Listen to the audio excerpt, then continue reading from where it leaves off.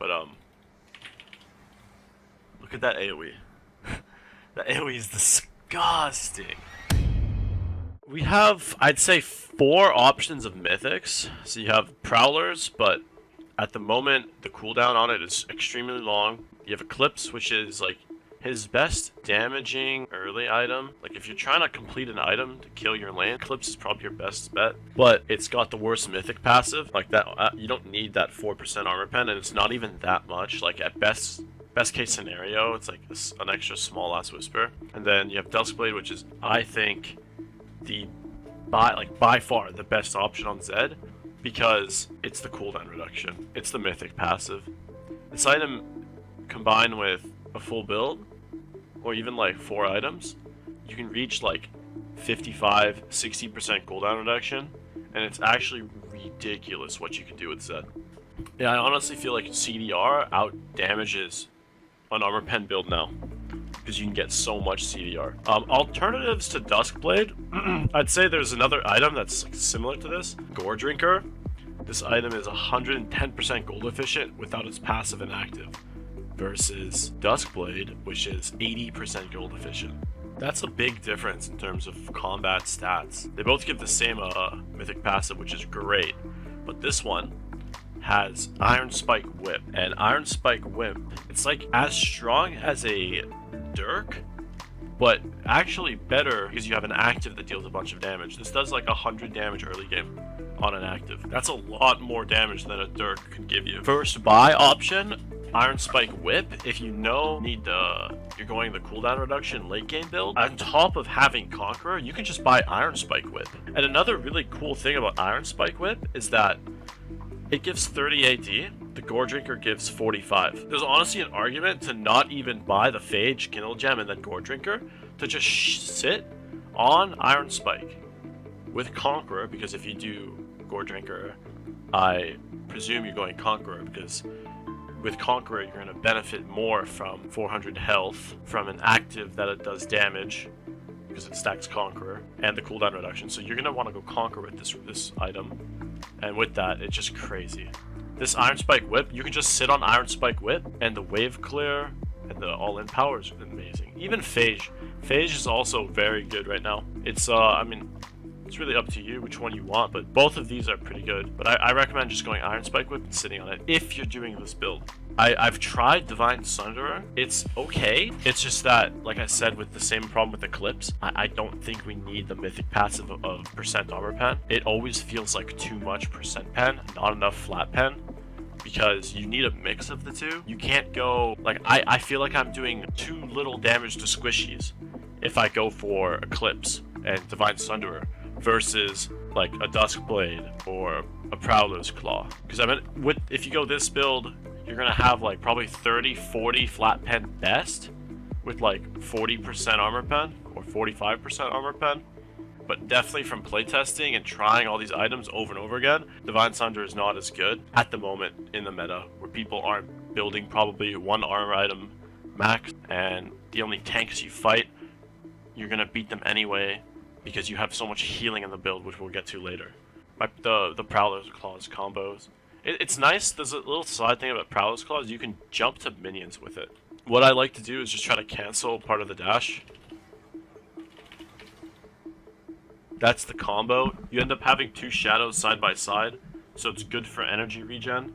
It's okay, but the range is super low. Like, it's lower than your ult, and the ult range sometimes feels too low. Like, you're pretty much forcing yourself to use this active every time you want to. So this is the combo. You just Prowler's Claw at them, and then you ult. It's pretty simple, but you have to remember that in this game, everybody who plays against Zed buys Zhonya's, and this only lasts 3 seconds, and this cooldown is longer than your ult cooldown. So, beside lane phase, this item is terrible. It's good that it has a mythic passive of lethality. I really like that. I'll go over what I think the build path is. So this is the main build now. This is what, I'm gonna get to the juicy stuff. So this is what I do. My first item is Ghostblade.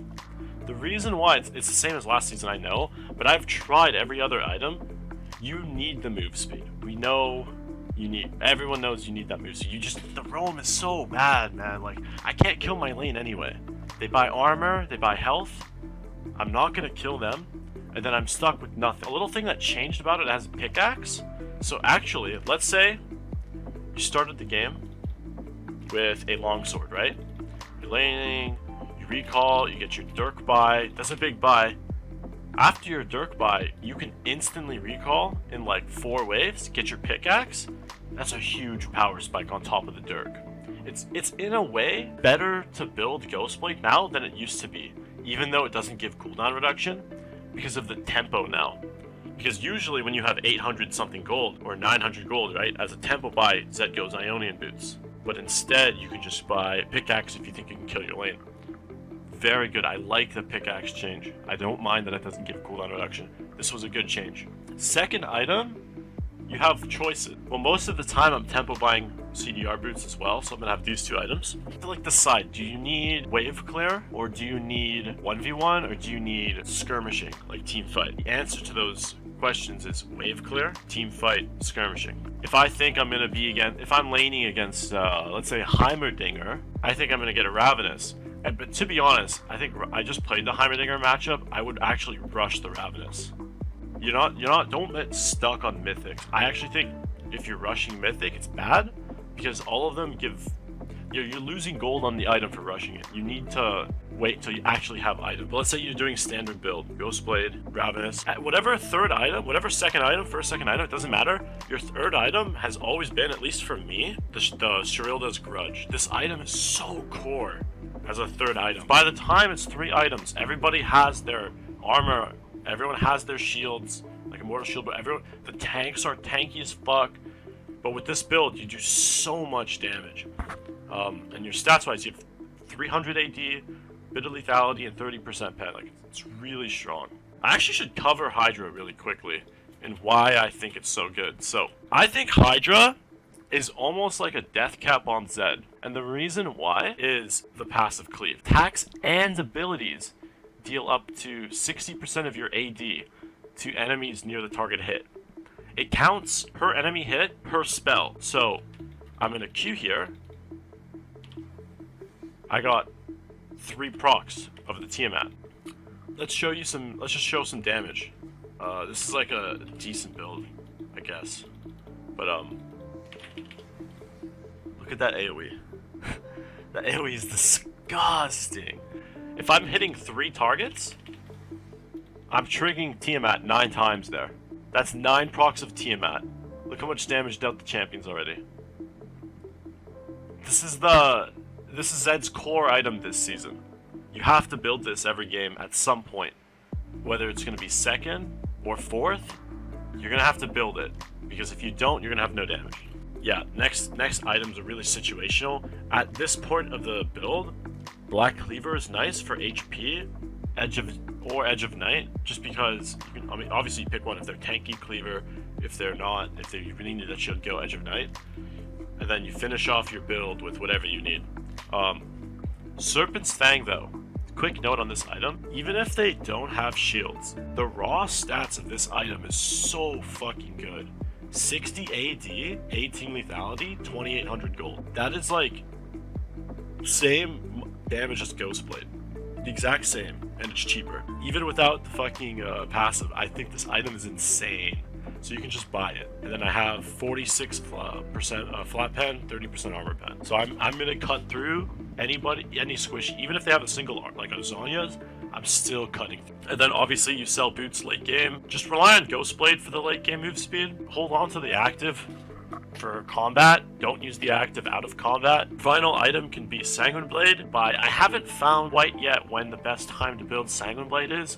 Questionable item right now. I still can't figure out when this item's good. They made it better because it's physical vamp now, so it applies on spells. And there's like cool late game interaction. This is the healing with 3 sources. That's kind of fucking crazy. That's a lot of fucking healing. So it's like, it's in your back pocket. Keep this build in mind, the Sanguine Blade, not for the passive, but for the vamp. Because when you have 3 vamp items, it gets kind of fucking crazy. This item I haven't built yet either. This item just seems so weak. It's QSS, yeah, but it's only 35 AD and 200 health and 35 MR. The problem, okay, so if you're ever gonna build this item, it's because you bought this in like the early game or the mid game because you need it. Let's say you needed it and you bought it. Now you're gonna spend 1,700 gold for these stats, like in the late game, because you would never upgrade this item early. That means it's just like defensive stats are so shit late. Every mage is gonna one-shot you through these stats anyway. I mean, it does nothing against physical. It's only 35 AD. It's like, I would say build this item if you really need to, but because the stats are so bad, I would stay away from it. And in fact, I'd rather have Maw, because Maw gives a 700 strength shield on average. That's insane. A 700 strength shield. I'm a late game player, and the cooldown reduction late game. Let's say I have this build late game. I've got 55% cooldown reduction. Look at that. I don't have abilities off. I can reset it off 3 enemies. It's really strong. Zed is the same early, about the same early, and then once you hit mid game, item choices become important. Like, just because I'm giving you guys the build doesn't mean you need to follow it every game. Every game, you need to know when to build which item and build it then, because if you make a mistake, I find that whenever I make a mistake and buy the wrong item, I am punished for it so hard this season. This is the standard rune page. I think Gathering Storm got buffed this season. Games just last longer now, and your early game is bad even if you go Scorch Taste of Blood. I think you're better off going a late game build like this and going longsword 3 pots and just survive lane. I've had a lot more success doing that than playing for lane. AP champs got better laning items. Like, they have Hextech Alternator, Seekers got cheaper. Like, it's looking down for Zed in lane. Things don't look too good for him. So I think just go late game runes. But this is if they're squishy, if you're gonna be more lethality focused on your build, like let's say you're not building Black Cleaver, you're just gonna go Ghostblade, Hydra, Grudge, Duskblade, and then like an Edge of Night, no Black Cleaver, then you go this page if you think that's gonna be your build. If not, if they got like 3-4 tanks, your build then becomes Conqueror, Presence of Mind, your choice between Alacrity or Tenacity. Alacrity's better early, Tenacity scales better, but it's up to you. Then Last Stand, and then here, I think you go this. The CDR stat with Conqueror gives you 7% CDR level 1. Yeah, 7%. And at level 5 with Transcendence, you have 12% cooldown reduction. That is a lot of cooldown reduction to have with Conqueror in lane. I'd say Nullifying Orb or Gathering Storm, your choice. You don't really need Scorch anymore. I haven't felt like I've needed it. So you have Goredrinker or you have Divine Sunderer. If you do Goredrinker, sit on the whip, and then build Ghostblade, T-Mac Grudge. Because this is the same as old Tiamat. You just do the Q Tiamat auto E. That's the combo with it. And then you would upgrade into Goredrinker. Then you'd go Black Cleaver, Edge of Night for the most HP. So this is the late game Bruiser build for Zed. Pretty good. Remember though, there's a few reasons I don't want to upgrade Goredrinker early.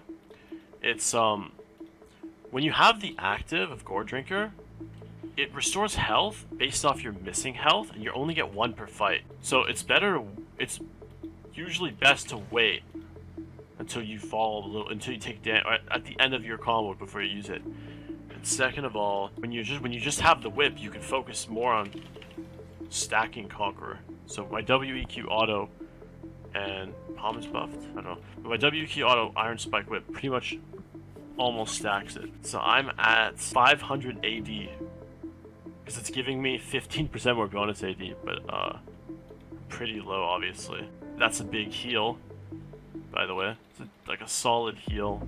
But with Conqueror in this, it's like a lot. Because Conqueror's giving you like 30 AD, and then Goredrinker can give you up to like 80 AD with a max build. So you're getting like 100 AD during fights with Goredrinker and Conqueror. Conqueror stacks and gives you more AD, but you lose Goredrinker stacks. But then as you fall lower, then you get more. So I actually don't think you need anti-heal this season as Zed. I try to avoid it and make my DPS champions build it because you're giving up burst for this item. I would way rather have more damage, and because you can do so much damage, because typically the people who are big healers aren't the people also able to buy Zhonya's. So that means your ult's gonna hit them, and because you know your ult's probably gonna hit them, you can just itemize full damage. And I've had more success skipping anti-heal.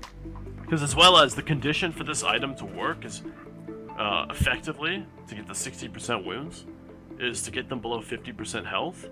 But you need damage to get them below 50% health if they're healing a bunch. So it's just a weird item. I think it's a little too weak right now. If Edge of Night will not work for you, and you know Edge of Night isn't going to work for you in a team fight, your next solution should, and you have to win the team fights, your next solution is Guardian Angel.